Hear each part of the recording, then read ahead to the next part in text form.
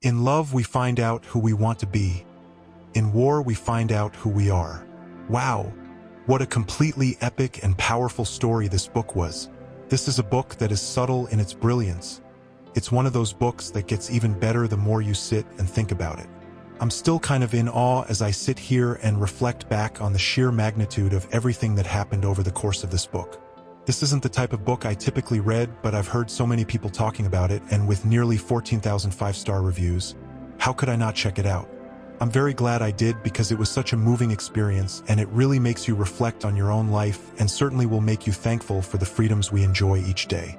It wasn't over the top or gratuitous, but it was a very real and honest portrait of life for women in France during World War II and the journey of two sisters as they set out on two very different paths towards survival and freedom in this horrific era.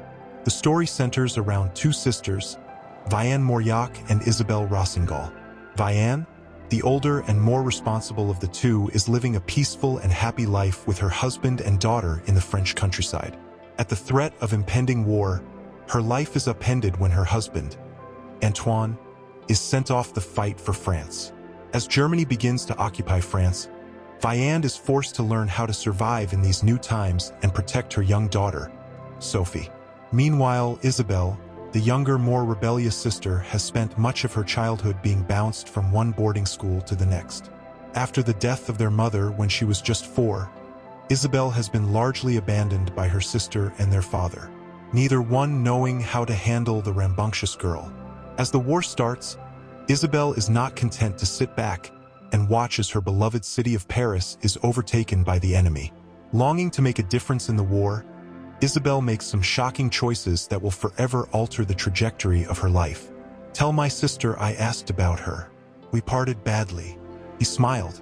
"I am constantly arguing with my brother, even in war. In the end, we're brothers." Vianne and Isabelle's wartime experience was vastly different, but I was fascinated and inspired by each. Their situations and choices, combined with their tumultuous history, was the source of much conflict between the two. But I loved that when push came to shove, they were still sisters, and that's a bond that is pretty hard to break. I loved seeing how their paths would intersect over the course of the book, even when it was heartbreaking. As I read, I found myself waiting for the time when they would cross paths again. Their relationship was so complicated and well written. I was 100% invested in each of their journeys as well as the evolution of their relationship with each other.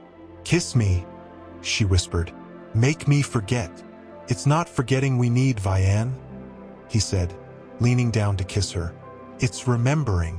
I found myself relating with Vianne on many levels. I can't imagine having to live what she lived through, but I could picture myself making some of the same decisions she did. She was cautious and was one to try to fly under the radar in order to not draw attention to herself or her daughter. She did what she had to in order to survive, but she wasn't one to take unnecessary risks. There were few exceptions to this rule as time goes on, however, and I was so proud of some of the things she was able to do. Of course, my heart also broke time and again for the things she had to endure or do. She was certainly a hero in her own right for the part she played in the war, and I think she deserved just as much recognition as her sister. And both of them deserved as much recognition as the men on the front lines. I was fascinated by all of the complicated relationship dynamics at play with her and the various men in her life, from Antoine to Beck to her father and von Richter. It was all so well done. I know I'm not doing any of it justice here. I hope you never know how fragile you are, Isabelle. "I'm not fragile," she said.